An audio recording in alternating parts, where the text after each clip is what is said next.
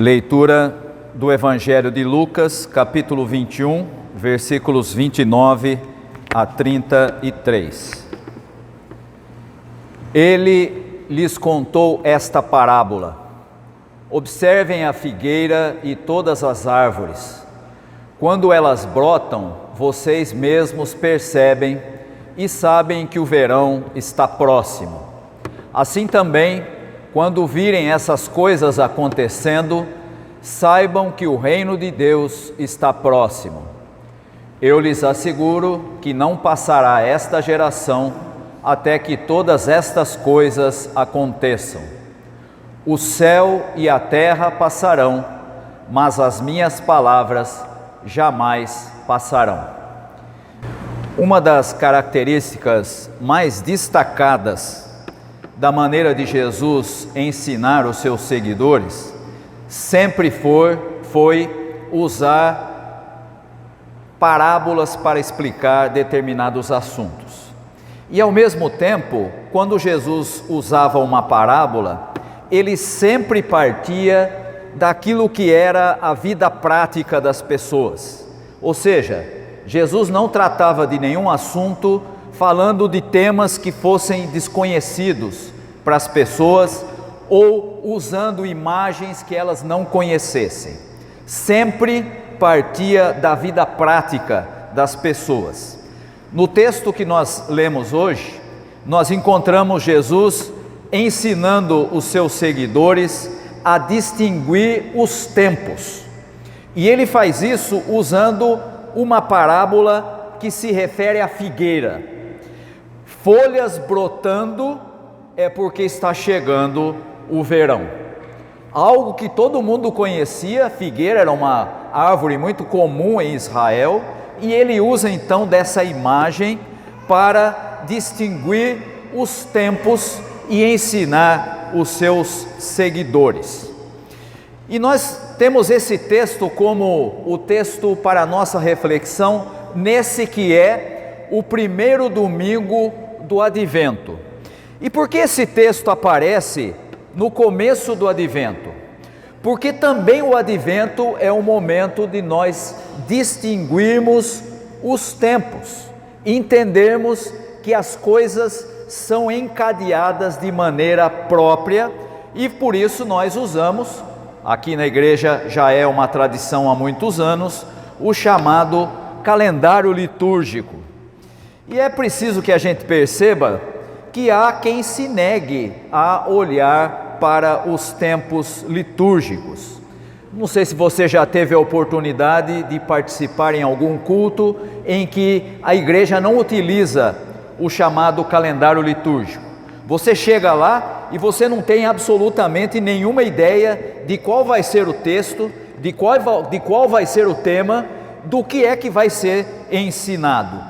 Tudo é uma coisa só e não há qualquer distinção entre advento, entre tempo da Páscoa, entre tempo da Quaresma ou mesmo o tempo comum. E aí, eu posso dizer isso de cadeira, porque eu já trabalhei em igreja que não usava o calendário litúrgico, e aí o pastor tem que decidir qual é o texto, tem que escolher qual é o assunto, tem que escolher qual é o tema da pregação daquele dia. E se isso, por um lado, dá uma grande liberdade para o pastor escolher o texto, também se torna um grande perigo, porque o pastor sempre tem aquela tentação de falar do assunto que para ele é algo que um ou outro irmão precisa ouvir. E aí então fica a pregação direcionada a um irmão e não a outro. Com o calendário litúrgico, isso não existe. Nós tratamos dos textos, sobretudo dos textos do Evangelho, principalmente destacando o ensino de Jesus. Mas se por um lado há quem não distingua os tempos litúrgicos, também há muita gente que gosta da interpretação dos textos sem que haja qualquer ligação com a realidade que as pessoas vivem. Isso a gente aprende no seminário, é chamada de leitura espiritualizante dos textos. E aí então você escolhe um texto e faz uma interpretação espiritualizante daquele texto e busca algum assunto que seja espiritual, mas que não tenha muito a ver com a realidade da vida das pessoas, dando a impressão que aquilo é mais espiritual do que se você estivesse falando daquilo que as pessoas vivem. E essa atitude é muito comum para quem se nega a olhar para a realidade que as pessoas vivem. E esse também é um grande perigo, porque você pode acabar usando os textos para gerar um tipo de alienação das pessoas em relação à realidade em que vivem. E esse tipo de leitura espiritualizante pode ser usada como um exemplo muito clássico justamente dessa parábola. E o que eu quero dizer com isso? Você acompanhou aí a leitura. Jesus está falando sobre dois aspectos que são distintos. De um lado, algo que tem a ver com o seu contexto próximo.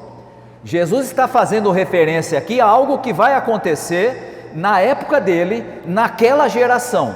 Ele está se referindo à destruição da cidade de Jerusalém, que acontece no ano 70, e Jerusalém é toda destruída, e quem já esteve lá sabe que só sobrou o muro, um dos muros do templo, que é até hoje chamado de Muro das Lamentações. Isso aconteceu no ano 70 e, de maneira geral, essa referência de Jesus à destruição de Jerusalém mostra que ele estava apontando para algo do seu tempo. Mas uma parábola não se refere apenas a um momento presente, ela também se refere a outros momentos. E de maneira geral, nós encontramos Jesus falando nessa parábola sobre a vinda do seu reino. E a vinda do reino de Jesus é inaugurada por ele mesmo durante toda a sua proclamação do reino de Deus no seu ministério. E aí então nós temos dois momentos distintos. De um lado, o momento histórico, o momento em que ele aponta para a destruição de Jerusalém, mas também aponta para a sua vinda futura, ou para aquilo que normalmente a gente aprende na igreja como sendo a parousia, o reinado definitivo de Deus. E essa forma de compreensão da parábola mostra que nós podemos entendê-la tanto no seu contexto original, quanto também pode ser entendida de outra forma, apontando para o futuro, sem falsificar o seu sentido e sem espiritualizar aquilo que é concreto na pregação de Jesus, que é o reino de Deus. Seria muito fácil a gente chegar aqui e fazer uma interpretação espiritual toda bonita, que apelasse para a emoção das pessoas, mas isso estaria em contradição com aquilo que Jesus de fato está ensinando nesta parábola. Quando nós olhamos para esse texto, principalmente no primeiro domingo do Advento, nós precisamos perceber que ele aponta de um lado para aquela realidade, mas também deve nos preparar para a espera do nascimento de Jesus. Nascimento que será comemorado no Natal, mas que tem a sua preparação na expectativa da vinda do verdadeiro Messias. Em outras palavras, o que a gente está querendo dizer é que nesse momento, no primeiro domingo do Advento, nós estamos sabendo que Jesus já veio, que ele já anunciou o reino de Deus, que o reino de Deus já foi proclamado. Nós estamos afirmando que nós, em esperança, estamos nos preparando para o seu aniversário, para o Natal. Estamos nos preparando para a expectativa da vinda permanente desse reino que ele já começou a proclamar quando ele nasceu. Esse Messias, que é apresentado no Evangelho. Não é o Messias libertador do Império Romano. Essa era a expectativa dos judeus. Eles queriam um Messias que os libertasse de maneira política do Império Romano. Mas também não é, como hoje se pensa, um Messias do tipo Messias político, que vai fazer com que a nação se torne evangélica. Eu nunca vi tanta bobagem sendo falada a respeito de Jesus, como nos nossos dias, em que se coloca o Evangelho como se fosse um tipo de forma de mudar ou uma panaceia para todos os males da nação, e a nação então vai se tornar cristã, entre aspas, e então nós teremos uma vida maravilhosa como igreja. Isso não vai acontecer. Jesus não ensinou isso. Em nenhum momento você vai encontrar Jesus apontando para isso. Ele anuncia o reino de Deus como algo concreto, como algo que vai mudar a vida das pessoas, e diz: esperem, porque quando eu voltar, esse reino será verdadeiramente total. Ou seja, não será mais apenas aguardado, não será apenas conhecido por aqueles que estão comprometidos com ele, mas será tudo em todos. E aí você vai entender por que nós começamos o advento apontando para a esperança do reinado de Deus. Você se lembra do domingo passado? O que foi que nós afirmamos no domingo passado? Cristo, Rei do universo. Sabe o que significa isso? No último domingo do ano litúrgico, nós afirmamos: Jesus é Rei sobre todas as coisas. Começamos agora o novo ano litúrgico dizendo: nós estamos aguardando a vinda desse reino que será de Jesus, e ele será Rei sobre todas as coisas. Não é o libertador do Império Romano, não é o Messias político como se fala hoje, mas sim aquele que é o príncipe da paz, o Deus conosco. E essa é a diferença. A mensagem que Jesus proclama é a mensagem do Deus que vem ao encontro do seu povo. Por isso, nós entendemos a expressão do evangelista João, quando ele diz que a palavra de Deus se fez carne, habitou entre nós e vimos a sua glória, glória como do unigênito do Pai. Jesus é a palavra de Deus que se fez carne, que habitou entre as pessoas, proclamando o amor de Deus e mostrando esse amor na prática.